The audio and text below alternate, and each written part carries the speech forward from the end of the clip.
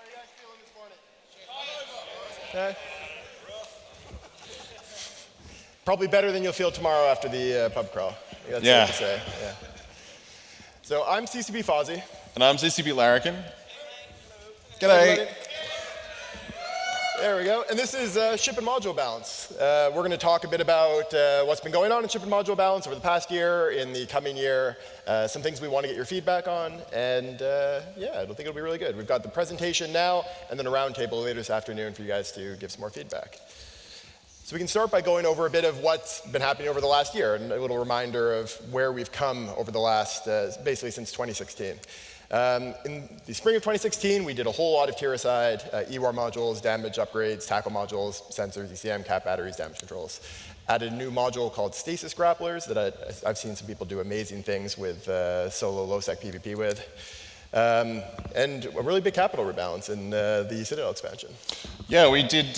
We launched Force Auxiliaries, did a whole bunch of new fighter work, which I think has been received pretty well. Changed supercarriers and Titans, added new Doomsdays, high-angle weapons, and yeah, the fighter rework, like I said. Yep. Also added, the burst projectors as part of those that Doomsday edition.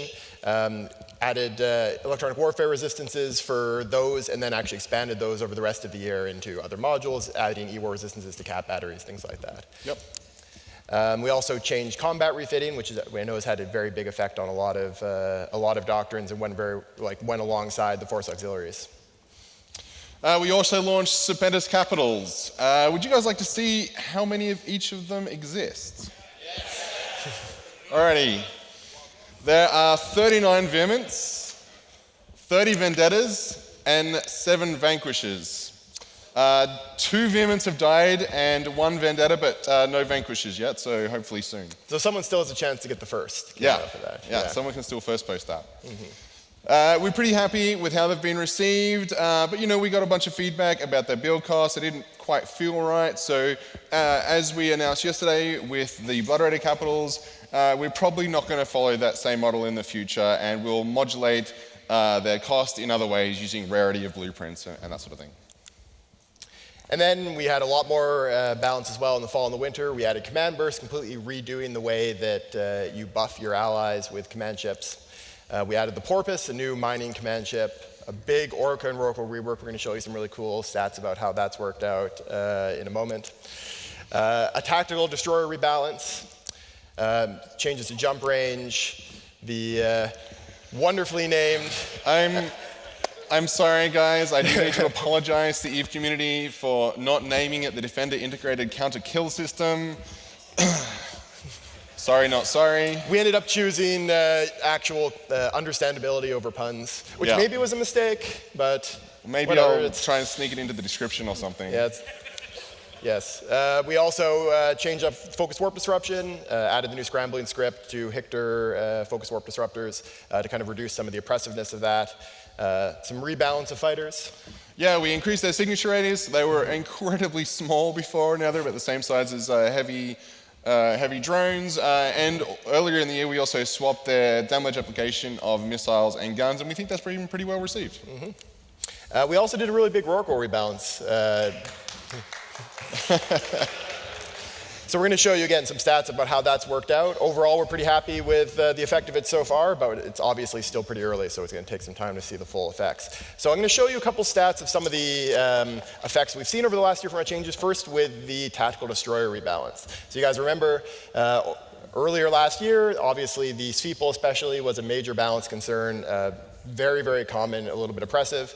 And so we did a rebalance alongside a tactical destroyer focus group that worked out really well. Big thanks to everyone who was involved in that. And this is what we ended up getting. So this is PvP damage of all 4 tactical destroyers and on a 30-day rolling average. So you can see pretty clearly the point right there where we made the nerf. And now they're actually in a very good place. Having them all be this clustered together is something we really like to see. It means that all 4 of them are considered about equally viable choices for people in PvP, which is a really good sign. We also, of course, made those big Rorqual rebalances. So I'm going to show you you guys want to see the mining numbers from Rorquals?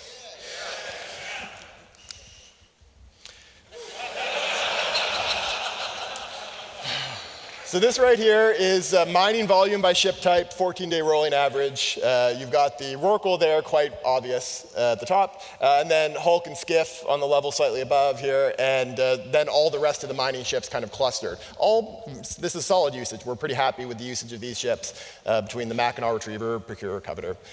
Orca, of course, you can see it rising from almost nothing up into the kind of the same realm as the others here. Or that's Adventure, sorry. Orca's this one.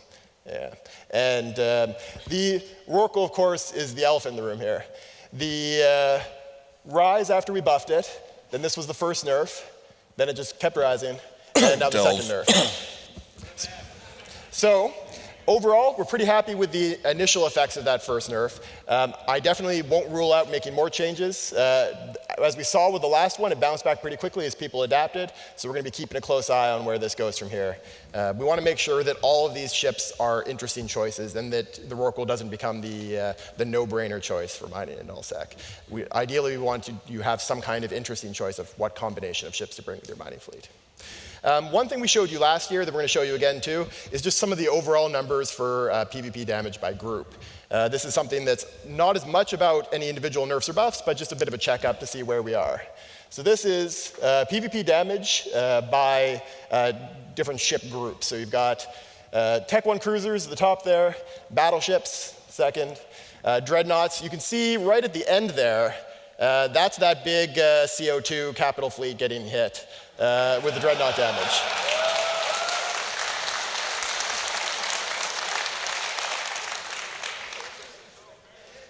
And then strategic cruisers in yellow, combat battle cruisers. So we've got, of course, a wide variety of ships being used here, but this is just another check-in and sort of how we're doing on some of the overall numbers. So one of the things that's coming up very soon, and that you guys are going to be particularly interested in, I'm sure, is the Concord promo ship. So these ships are going to be given out to Fanfest attendees first. You guys are getting, everyone who's here is getting the Covert Ops frigate, the pacifier. Everyone who bought their Fanfest ticket before January 1st is getting the Enforcer cruiser. And people that go to Fanfest and Vegas later this year are going to get the Marshall battleship. And there will be ways to get them later. They're going to be a promo ship similar in a lot of ways to what we've seen from the Gnosis, in that they'll be part of different activities and different events. There you go, more special events in the future. So with these ships, we really decided we wanted to make a ship that wasn't going to be too overpowered because of the fact that it was a promo ship. It wasn't going to be something you can get through normal, everyday activities. So we wanted to make sure that it was very thematic. We built the bonuses around what would a Concord ship bonus mean? What are the kind of bonuses that makes you feel like you're flying a Concord ship? So we made them flexible in the weapon types. You actually have to have all 4 faction skills to at least level 1 to fly these things, and the Tech 2 skills. But you can use any weapon with them, depending on which you're specialized in. They have a whole lot of slots, gives them a lot of flexibility. And then the Concord bonuses, they've got more warp speed. Of course, you need to make sure to get on top of those suicide gankers really fast. They've got extra tackle range so that they can't escape on the cruiser and battleship. When you're flying them, you get extra security status gain because you're flying a Concord ship, so Concord gives you a little bit of extra something. And if you have high security status when you're flying them, they actually have a better tank.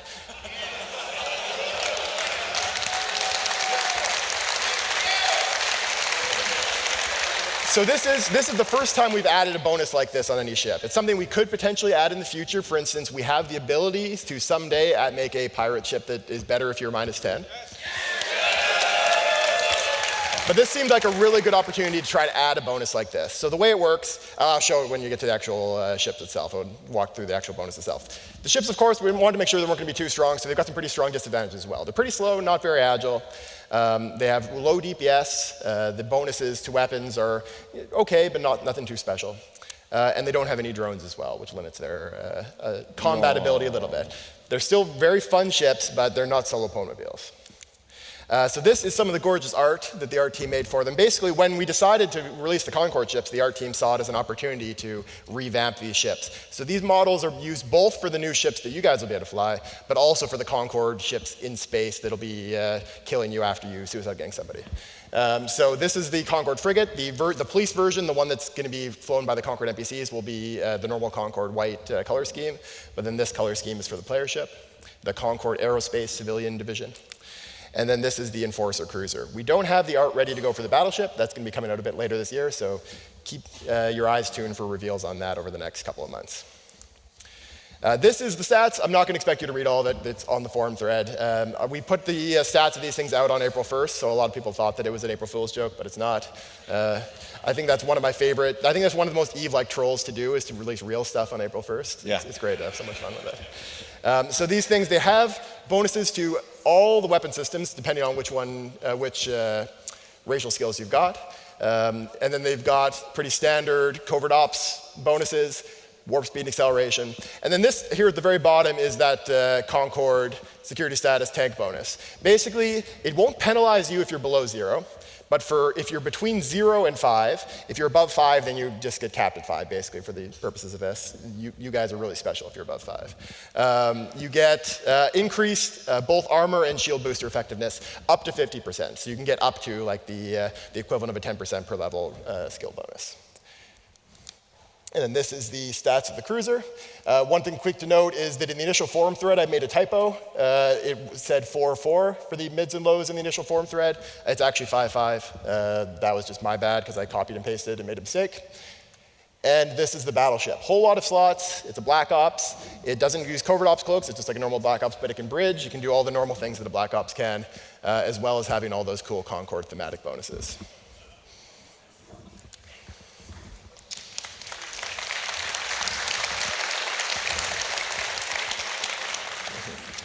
This is the Dagon. No, wait, I did that bit.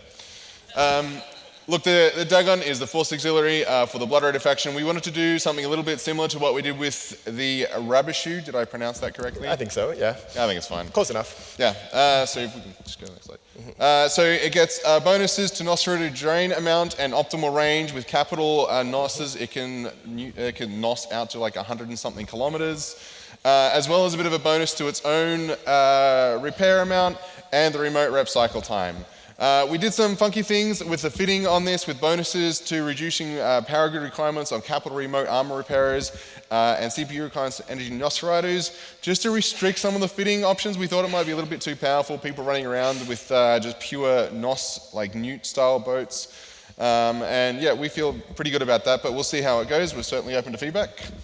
And the Chemosh is it's a revelation with bonuses to neuting and stasis webification. I'm sure you guys will find good things to do with that. But it still does the same damage as an avatar. It doesn't get the bonus to, sorry, not the avatar, my bad. It was a long night, guys. Give me some. As a revelation.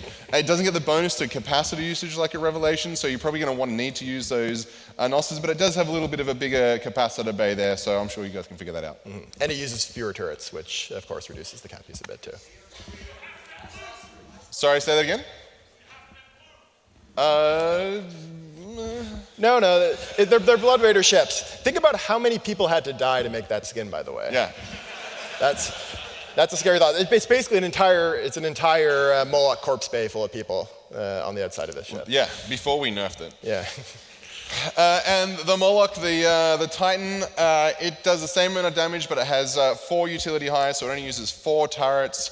It gets a little bit higher warp core strength, like the Vanquisher, and has an insane bonus that sounds really cool, which is the 1400%. But yeah, it does the same damage as an avatar, as well as having a bunch more armor. I think this is the ship with the highest amount of armor that's flyable by a player. I think that's safe, yeah. Yeah. Other than, like, a Citadel doesn't really count. Yeah, so they're not flyable, they're pilotable, it's different. Anyway. All of these ships are going to be, the blueprints you can get by basically conquering the Blood Raiders shipyards. I'm going to talk in a little bit more details about that, but I am going to really quickly clear up some things. The Blood Raider shipyard doesn't have 3 reinforced cycles, it only has 2. They're not connected to the Apple network because they're pirates, so they just go straight from shield to hull. So 24 hours after you first reinforce it, then you'll have the final battle on the hull, and if you successfully defeat it, you may get some Blood Raider capital BPCs. They definitely won't be available via loyalty points, and it's all coming in May. If you want to know more, please come to the Phenomenal PvE session later on. Yeah. So another set of balance changes that we've got coming up later this year, very highly anticipated, I know, by a lot of people, is strategic cruisers.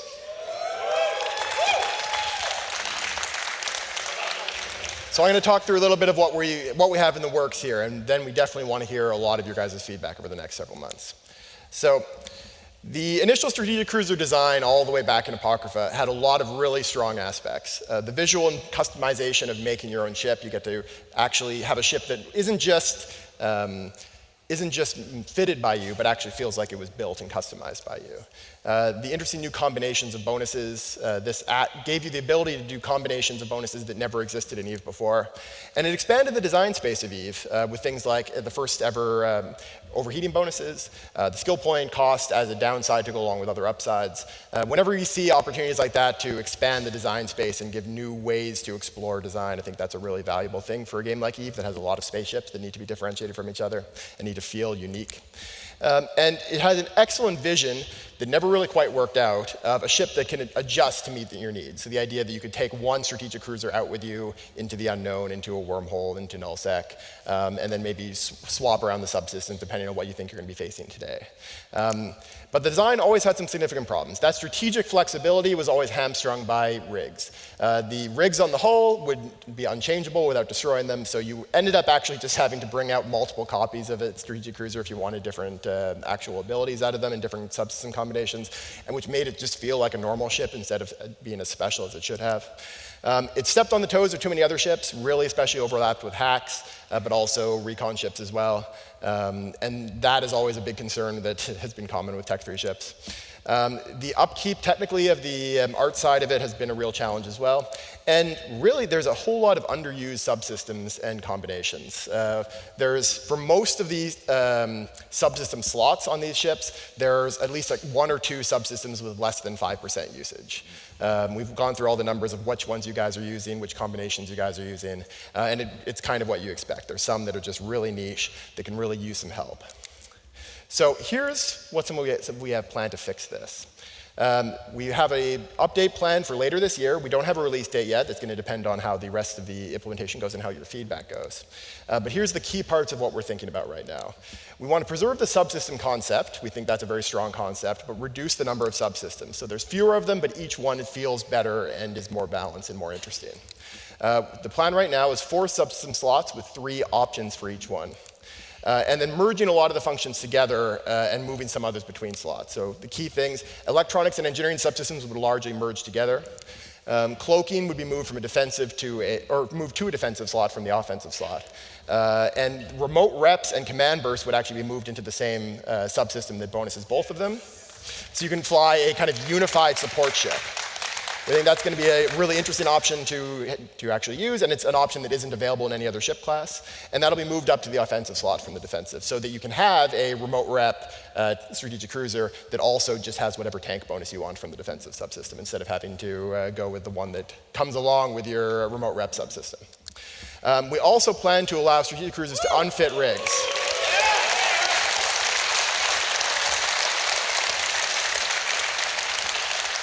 So that's going to be a specific role bonus unique to the strategic cruiser class. They will be able to unfit the rig normally like any module, and it will not be destroyed. You'll be able to then put new rigs on, put the same rigs back on, whatever you want, and allow you to actually fully customize the ship and change it to meet the needs of whatever you think you're going to be facing. So here's what we've got planned at the moment, high-level subsystem pattern that would go across all the ships. Obviously with a lot of variation based on the different faction strengths and weaknesses. So defensive options, you'd have cloak, you'd have the passive tank and active tank. The core, at the moment we're looking at combining sensors and electronics into a kind of electronic subsystem, cap and power grid together, and then the overheating subsystem to go along with the E-War bonus one.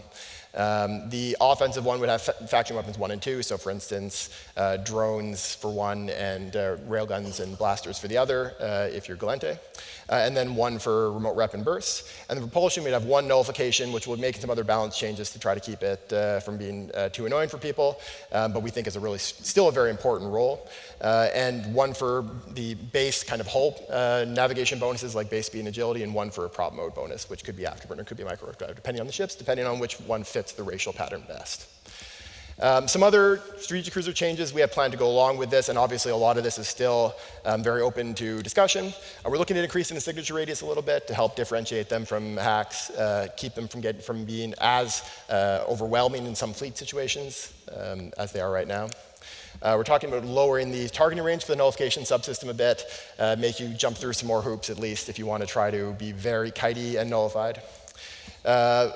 The Loki has always had a problem with the fact that because it has bonuses to both armor and shield, it's actually pretty hard to get good subsystems and have the same variety of quality subsystems for armor and shield because it ends up splitting between the two. This is something that would get worse with the lower number of subsystems. So what we've got planned for it actually now is a bonus very similar to what you see on this Feeple, where it'll have the same bonus on the active tank subsystem to both active armor tanking and active shield tanking. And you can just fit whichever you want, or fit both, like you can if you want to go with one of the kind of cheesy super tank surprise setups. We also are planning to add some new wormhole item drops that will be put into the hull build requirements. This is partially to compensate for the reduction in subsystems needed. And we also want to slightly differentiate. For the first time, have the build materials be a little bit different between the hulls so that the market can react to change in popularity. If the Tengu becomes 10 times as popular as the Loki, then the Tengu would get a little bit more expensive, the Loki would get a little bit cheaper, and that would help even things out a bit.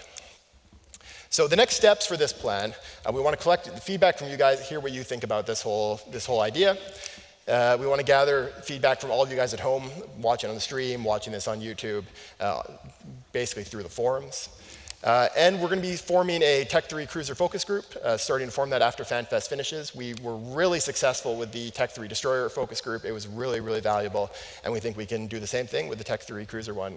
You guys there's a lot of smart players out there in EVE, and we want to take advantage of that. So some other changes we've got coming up that we announced on April Fool's Day as well, actually.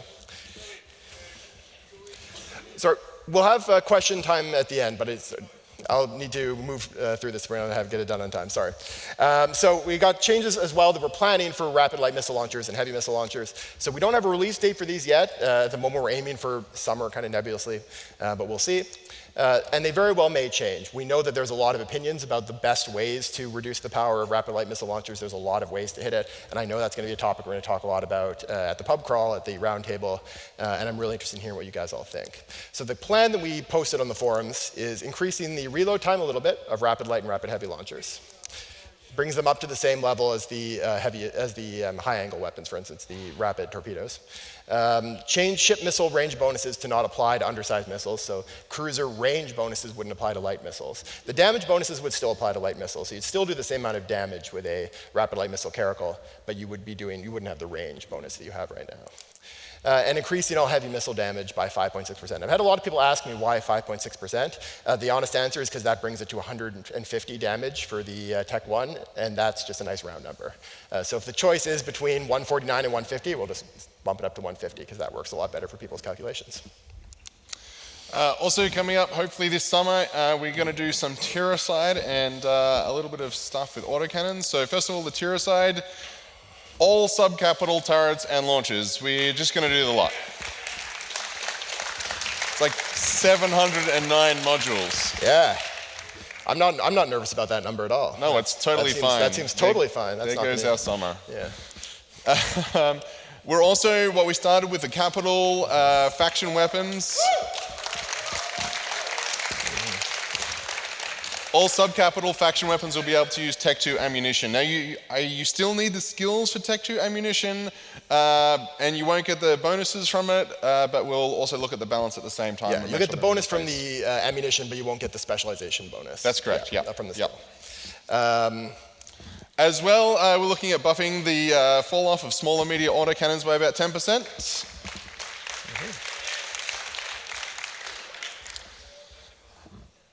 Who of you remember Sanchez originally? Back in the old days, right? You see Sancha armor hardness and whatnot, and it kind of doesn't make sense because all the Sancha ships are shield. They used to be armor, and we're going to take the effort to finally rectify that. We're starting with implants. We've talked about shield implants before. So we are going to change all the existing armor shield implants. They'll become amulet implants, which will still give you the same bonuses. And instead of being dropped by Sancha, they'll be dropped by Blood Raiders and from Blood Raider LP. And then we'll introduce a new set of implants, which we're calling slaves, which will be the plus shield implants. And they'll be available from Sancha LP and from loot drops as well. The new slave implants, the plus shield ones I'm talking about now, will have a penalty to shield regeneration. So your shield regeneration after using these will be about the same as it was before. And then we're also adding another set of implants to the Sancha called Rapture implants, which will give a bonus to the capacitor, and they'll be introduced about the same time and be available for Sancha LP and through drops. While we're doing all of this, we're also going to change all the existing Sancha modules into Blood Raider modules. Not all of them, all of the existing armor Sancha modules into Blood Raider modules. And we will introduce a whole bunch of new Sancha shield modules that have stats similar to those of the Guristas. The Sancha will still keep all the neutralizers, stasis webifiers, and all of that sort of... Still have lasers and all that. Yeah, that fits really well with the ships. And just a reminder, this is part of the plan that we talked to you guys about at last Fanfest. It is continuing. So this is, now actually we've got names on all of the new implants. The Asclepians we released, of course, last year. The Rapture will be coming out as part of this plan. And these current slaves will be renamed the Amulets up here. And then the other two that'll be coming out later, Savior, remote logistics cycle speed for Angel, and Hydra, which is fighter and drone HP, which I know some Ratters are going to love for the Guristas. So we've also got some other concepts that we've mentioned a bit before, but we want to remind you guys that we are still really interested in hearing your feedback on. For a lot of these ideas, I think a lot of good EVE ideas tend to sort of simmer for a while as the collective community consciousness of EVE thinks their way around all the potential problems and gives us really good feedback on them. So we would like to remind you guys of some more of some things that we really want to bring to your attention still and keep getting your feedback about. So as we mentioned, we're doing 709 new module tier-aside, or tier-asiding 709 new modules this summer, and that gets us closer to having all the meta modules tier-asided. And once that's done, the plan continues to be to have every meta module in the game be manufactured the same way as the capital modules are. So this is part of our long-term vision for EVE. We really do believe that everything you use in the game should be made by other players. And that is something that meta modules are probably the biggest thing breaking that pattern right now, and we think there's a lot of opportunity for them to be brought into that. So just like the capital modules, the meta modules will use component drops that you'll get, so that you'll still be able to get stuff from NPCs that gets you the meta modules, just you'll have to go through construction first. And they'll also require a Tech 1 base item to be used to manufacture it. So that'll make a lot more demand for Tech 1 items, which is especially helpful for all the budding industrialists out there. So we're also still really interested in hearing your feedback about the concept we introduced in previous years, a anti-headshotting ship. Yeah, you got some people that really like that. So the concept here is a ship that doesn't do a whole lot except for tank. It won't have any damage, it wouldn't have any significant E-war, maybe something very small that it can get on kill mails with. It wouldn't give command boosts. But it would serve the role of allowing an FC to not have to be cloaked, to be on field, locking up targets, watching range with the rest of their fleet, without being as vulnerable to be headshotted. We think headshotting is a very clever tactic, but it is also one that can tend to end fights, and we want to make sure that there's opportunities for leaders like FCs to provide really good content for all their alliance mates, all their court mates, and we think this is a pretty useful tool for it. So we're really interested in hearing what you guys think. We've talked about it last year, talked to you guys about it at Amsterdam, talked about it at Vegas, and we're really interested in hearing, especially from the FCs, from the people that participate in the kind of big fights that these would be really valuable for, what you guys think about the concept. Is it uneven in your opinion? Is it something that'll really help? We want to hear from you. Another concept we talked a bit about in Vegas that we're interested in hearing your feedback on still is stacking penalties for capacitor and shield regen bonuses. So this would be buffing all the capacitor regen and shield regen bonuses by quite a lot, by about 50% in their actual stats, but then adding stacking penalties so that if you have 8 of them on your ship, it's a bit less strong. This would be to bring them in line with a lot of other modules where at the moment there's a problem with both shield regen and capacitor regen. They only really start to feel good if you've got a ton of the modules on the ship, and then that limits what else you can do with it. So we'd want to give you the actual option to fit 1 or 2 of them and have that actually feel useful. Without letting them get too out of control. So we're interested in hearing what you guys think about that. Again, no commitments yet, but it's something we want to be out there in the collective Eve genius for people to think about. When we introduced the Defender counter kill something or other, anyway, Defender launches, the idea was that it would give us more design space in this area to introduce new types of bombs. And so I want to pitch a couple of bomb ideas at you guys. I'd love your feedback over the rest of the weekend on the forums and elsewhere. The first one is we're looking at some focused bombs specifically for anti-capital usage. And the first one would actually reduce the effectiveness of local repair and shield boost modules. We're playing around with ideas here. We don't have any specific numbers, but maybe something as high as like a 50% penalty. It wouldn't stack with any other bombs, obviously. Like a 50% penalty to local armor repair or shield boost. And something similar to this to do the same for remote repair as well. I'd love to hear your feedback on that. Please come up and have a chat to me. And secondly, we'd like to look at some more sort of fleet usage bombs for subcapitals. And the first one would be a less effective version of the focused bomb that reduces remote repair. I'm just going to pitch a number at you guys. This is definitely not what the number will be. Say maybe 20% or something like that. So you could try and hit a logi wing with one of these. It would use the same technology as we're using for the command bursts, a 20% penalty to remote reps for 30 seconds or some time period. And finally, webification bombs.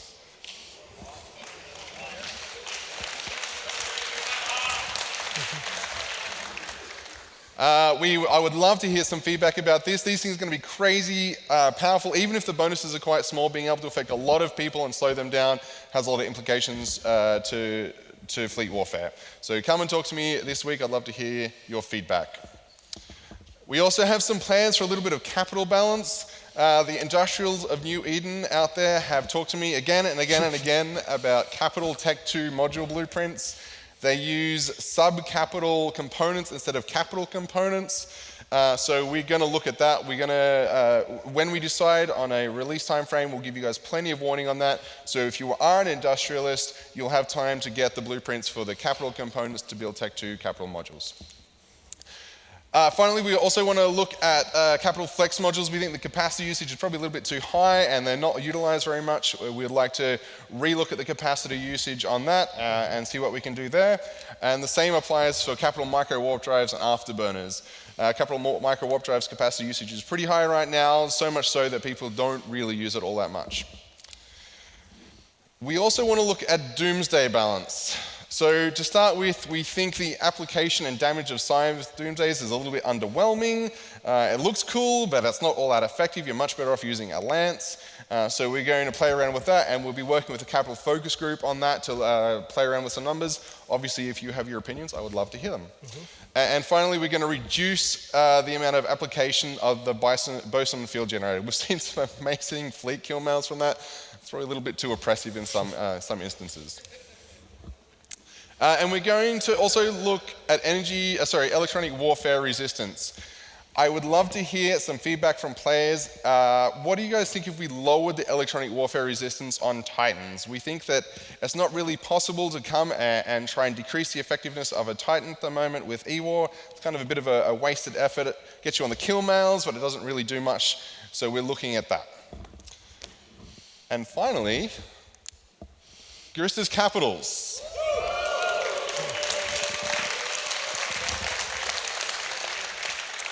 We have no stats. I am not revealing stats today.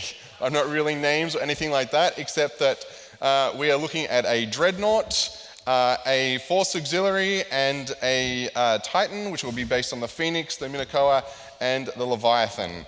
We're thinking about doing something a little bit funky here, given Garista's theme. The Dreadnought would be a mix of a carrier and an actual Dreadnought. So it would have siege. You'd go into siege, do a bunch of extra damage, get repair bonuses, and not be able to receive remote reps. But it could also maybe launch 2 fighter squadrons. we would obviously balance that to make that appropriate. Same thing for the Leviathan. It would be a Titan, but it'd be able to launch some fighter squadrons as well, maybe up to 3, and be able to use heavy fighters. I'd love to hear your feedback on that. We have no firm release date for this. We have no firm stats or plans there. I want to hear the community talking about this and coming up with crazy ideas. Mm-hmm.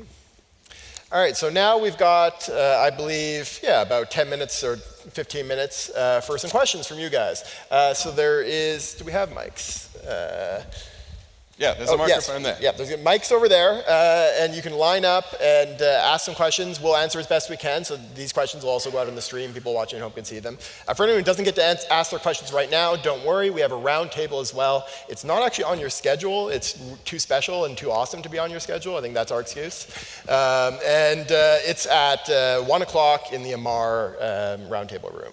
So make sure if you don't, I know it's not on the paper schedule, but if you don't know about it already, be there. That's our normal ship and module balance roundtable where we can hear what you guys want to talk about, answer questions, have some discussion from you guys. It's a nice smaller venue where we can have that kind of discussion. All right, so we can start taking some questions. Yes, over there. Okay, the graph you showed just before about the damage, I just want to know which ship you actually include for the battleships.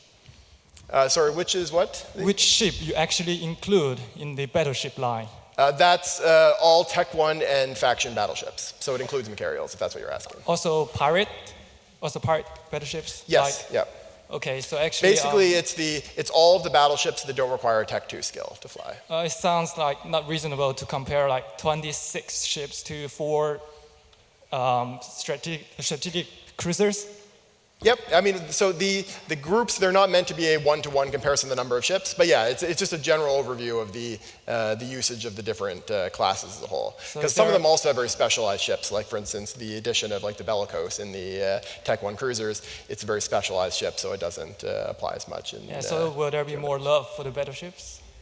I think we want more love for all kinds of ships, yeah, and battleships definitely are among that. We've got, at the moment, there's a lot of concern about some of the dominance of pirate battleships. Do you want to talk anything about that? Because that's obviously one of the big concerns with battleships right now. Yeah, I think we're going to be looking at the balance and basically ease of accessibility of pirate battleships. They're probably a little too accessible right now. But also, I had this interesting conversation with one of the players, I think it was last night or the night before, comparing a Balgon and a Macarial. And it really depends on just where the meta is, and bringing a whole fleet of Balgons looks awesome, but isn't actually that useful, while Macarials can be. So yeah, look at something we're constantly looking at, and if you want to talk more, come to me afterwards and let's have a chat about it. Okay, is there time for that? Nothing to announce, no. Okay, thanks. Yes, we'll alternate between the two microphones. Yeah. Hi. You literally just answered my question. Oh, okay. But I have another one actually, which is really dumb.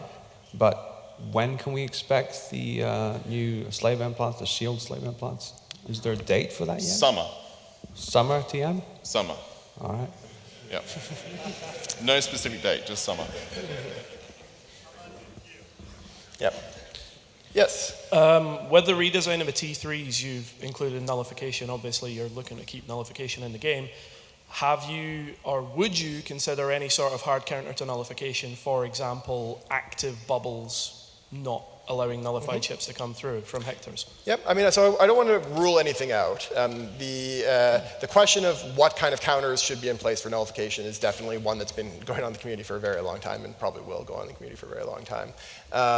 We want to make sure that there's a good balance between people trying to lock down space and people trying to move through it, and also make sure that the complexity isn't too high, which is one of the big challenges here.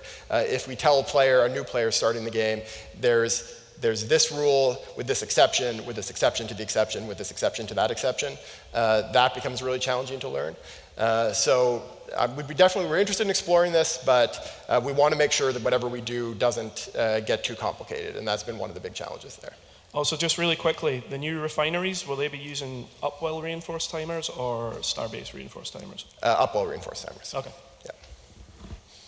Yes. Hey, I'm really excited for all the weapon tier side, and I'm assuming that your plan is to end up with a bunch of different flavors, like a scoped turret that has longer range, maybe a tracking one or whatever. Yep. I was wondering if, I brought this up last year, I think, but have you given any thought to giving the overload bonus to those flavors, give a bonus to that attribute to push it even further? Or are you thinking of just keeping damage for everything? For So like if you had a tracking bonus one, it would overload for tracking bonuses? That's right, yeah. It's an interesting idea. I hadn't thought of that before. Probably worth thinking about for sure. Because if you're fitting for that, that bonus, you may want to just increase that to its maximum. Yep. There also might be a bit of a complexity, just kind of gut reaction is we'd have to be careful of complexity. But yeah, I think that's definitely worth exploring. That's super interesting. I just hadn't thought of that before. I think it's really worth thinking about. You're welcome. Yeah. Thanks. Hiya. With the build cost, you were talking about the build costs for the Tech 3 hulls and how they would be different somehow, something to do with the market. I just didn't follow. Could you redo that? Yeah, so the idea is to have the build cost of the actual hulls be separated among, there'll be 4 different items, one that goes in, one that's kind of more strongly associated with each race. They'll probably actually all have a bit of each of them in them. Okay. But have the amount be different between those 4 items, and then have the drop rates of those items be about equal throughout wormhole space, so that as one becomes much more popular than the other, the market will actually kind of push the price up a bit. I see. Okay, thank you. Thank you. I know you're doing a lot of stuff with the T3 rebalances and stuff, but is there any timetable on if we will ever see a, say, Marauder or a T2 battleship rebalance? I think it's definitely at some point we'd like to do another pass on them, but nothing that we can announce on the schedule or anything like that. At the moment, what we're working on is what we talked about here. Marauders, they're a ship that is has really 2 kind of core roles, which both can often feel a bit niche. Of course, mission running being one of them, which actually is not niche. It just happens to be a little bit more niche for Fanfest attendees, because mission runners are a little bit underrepresented here, but they're actually a huge chunk of the player base. Kind of super elite solo PvP stream video making, which is very niche, but is also awesome. So those are the kind of the 2 areas, and we would want to make sure that we keep it in sort of a feeling unique type of ship rather than having to be just like a straight upgraded Tech 1 battleship in the future, for instance. Hi. The anti-capital bomb, would that be like a one-man hard counter to a dread bomb? No, so it'd be a focused bomb, which means that you basically need to hit the ship that you want to affect. Similar to the focused neutralizer bomb, so trying to counter an entire dread bomb, I guess if you bring enough bombers and are like super good at Eve, then give it a shot. Okay, thanks. Now, we only have time for one more question, so... Yeah, and if you don't get a chance to ask, definitely come to the round table. So you've had a lot of success with the rapid light stroke, rapid heavy model for missiles. Have you considered anything similar for turrets, for example, for the bottom tier that are kind of unused at the moment? Yeah, we definitely thought about that. Differentiating the lowest tier right now, the easiest to fit ones a bit more, separating them out is something we've rolled around ideas for quite a few times. I think I'd really like to do something like that someday. Yeah, me too. It's a challenge to get the balance right, as we've seen with rapid lights. But one of the things that's really valuable in a game like Eve is creating distinct roles that feel very different. And I think there's, at the moment, the low tier, for instance, like the smaller caliber weapons in each turret class don't really feel all that. They feel like just a slight stat variation rather than feeling like something unique and different. It would be great to be able to make them feel more unique, yeah. Brilliant. Thanks for that. Thanks very much, guys. Thank you very much. That's all the time we have.